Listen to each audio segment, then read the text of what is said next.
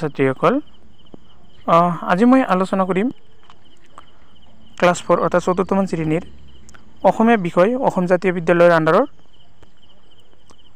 এইটো ভিডিঅ' পাঠৰ বা এইটো বিষয়ৰ প্ৰশ্ন উত্তৰসমূহ প্ৰথমৰ পৰা একেলগে বিতংভাৱে আলোচনা কৰিছোঁ। পাঠটো হ'ল আমাৰ গাঁও। যদি ভিডিঅ'টো তোমালোকৰ ওচৰত ভাল লাগিছে অৱশ্যই লাইক কৰিবা, লগতে চেনেলটো ছাবস্ক্ৰাইব কৰি ৰাখিবা আৰু বন্ধু বান্ধৱীসকললৈ শ্বেয়াৰ কৰিবা। এতিয়া তোমালোকৰ ভিডিঅ'লৈ যাওঁ আমি। অসমীয়া বিষয়টো প্ৰথমত তোমালোকৰ কেইটামান শব্দৰ অৰ্থ দিয়া আছে, এইকেইটা ভালকৈ চাবা। মুদৈ মানে কি? দূৰৰ ঠাইত বেপাৰ কৰিবলৈ যোৱা লোক, মানে বহুতো মানুহৰ তোমালোকে জানা তোমালোকৰ কোনোবাৰ মাক দেউতাক আছে ঘৰৰ পৰা বহু দূৰলৈ যে বেপাৰ কৰিবলৈ যায়, সেই বেপাৰ কৰা মানুহক কি বুলি কয়? মুদৈ বুলি কোৱা হয়। আৰু হাত মানেতো জানা, হাত মানে হ'ল বজাৰ, এইটো জানা। মুৰুলি মানে বাঁহী, এইবিলাক শব্দ মুখস্থ কৰিবা, আহে এইবোৰ পৰীক্ষাত। তান মানে সংগীতৰ সুৰৰ বিস্তাৰ, চহা মানে হাল বোৱা কাৰ্য বা মাটি যে চহোৱা এইটোক চহা বুলি কয়। তল হৰা মানে নিজে হৰি গছৰ তলত পৰি থকা, মানে নিজে নিজে গছৰ ওপৰৰ পৰা তলত পৰি থকা। চেনেহা চেনেহী মানে দুটাৰ ভিতৰত এটা আনটোৰ মৰম, এজনৰ আনজনৰ প্ৰতি যিটো মৰম এইটো চেনেহ চেনেহ বুলি কয়। এইবাৰ ১ নম্বৰ প্ৰশ্ন আছে, অনুশীলনী প্ৰথমে কোৱা তাৰপিছত লিখিব দিছে। তো প্ৰথম প্ৰশ্ন হ'ল শুৱনি গাঁওখন কি গছেৰে ভৰা? এইটো তোমালোকে কবিতাত পাইছা, শুৱনি গাঁওখন অতি শুৱনি গছেৰে ভৰা। পুখুৰীত কি থাকে? এইটো হ'ল পুখুৰীত মাছ থাকে। তোমালোকে সকলোৱে জানা পুখুৰীত মাছেই থাকিব। গ নম্বৰে মুদৈ ক'ত বেপাৰ কৰে? মুদৈ শুৱনি নদীৰ পানীৰ ভৰা ঘাটত বেপাৰ কৰে। খ নম্বৰ আছে গছৰ ডালত কি চৰাই শুৱলা সংগীত গায়? গছৰ ডালত শুৱনি চৰাই শুৱলা সংগীত গায়। ঙ নম্বৰ ৰং ধেমালি হাত মানে কি বুজোৱা হৈছে? উত্তৰটো হৈছে ৰং ধেমালি হাত মানে ঘৰে ঘৰে হাঁহি মুখ, ভাল চেনেহ চেনেহ আদিক বুজোৱা হৈছে। ৬ নম্বৰ আছে গাঁৱত পোৱা বস্তুৰ নাম লিখা বা তালিকা কৰা।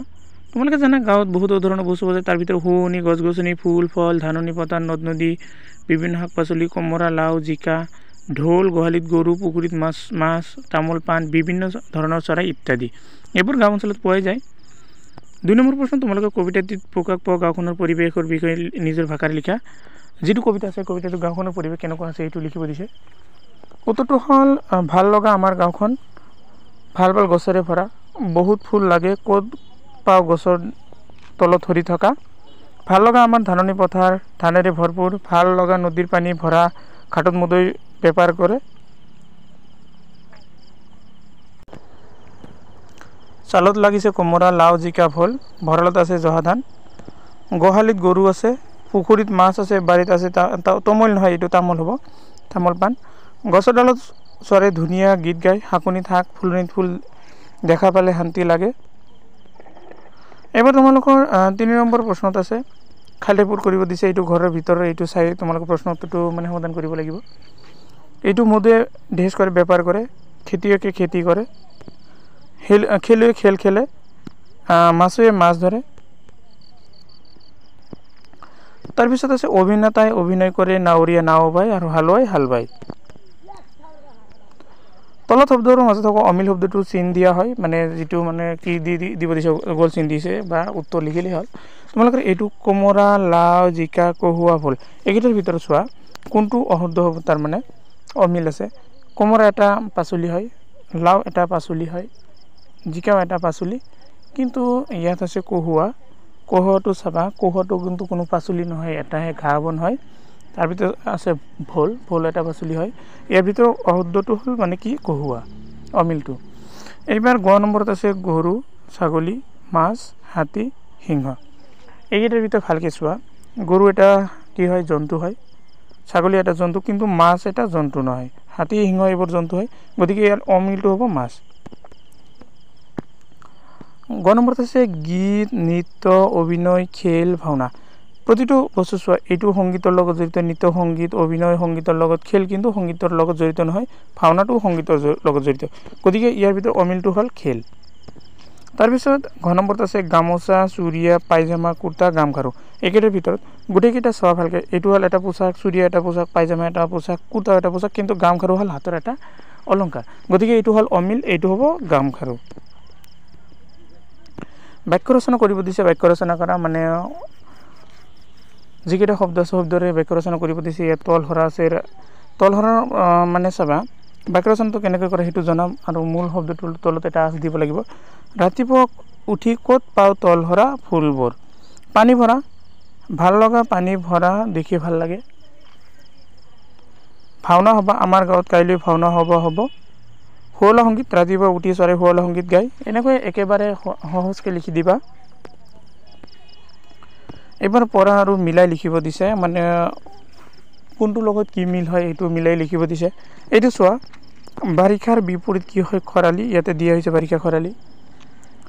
ৰ'দ কি হ'ব, ৰ'দ বৰষুণ, গতিকে বাৰিষাৰ লগত যদি খৰালি হয় ৰ'দ হ'ব তোমালোকৰ বৰষুণ, ৰ'দ বৰষুণ। সৰব নীৰৱ দিয়া হৈছে। স্থিৰ চঞ্চল, স্থিৰটো চঞ্চল দিয়া হৈছে। এনেকৈ মিলাই লিখিবা। এইবাৰ পঢ়িছোঁ আৰু অৰ্থবোৰ জানি লোৱা। ৰাইজে নখ জোকাৰিলে নৈ বয়, এইটো মানে তোমালোকে পঢ়িবা ভালকৈ। আমি জানো যিকোনো কাম আমি সহজতে এটা কৰিব নোৱাৰোঁ, অকলে এটা কাম কৰিব নোৱাৰোঁ। গতিকে ৰাইজে যদি সেই কামটো লগে ভাগে কৰে অতি সহজে মানে কম সময়ৰ ভিতৰতে শেষ কৰিব পাৰিম।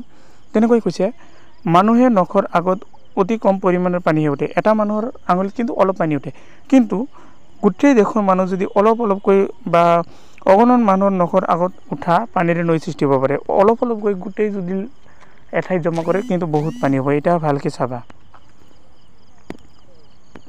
কথাত কটা যায়, কথাত বটা পায়, এইটো কথাৰে মানুহৰ মৰম চেনেহ আদায় কৰিব পাৰি। কিছুমান মানুহ আছে কিন্তু কথাৰে বেলেগৰ মৰম চেনেহ পায়, ঠিক সেইদৰে কথাৰে মানুহে ঘিণ কৰিব পাৰে।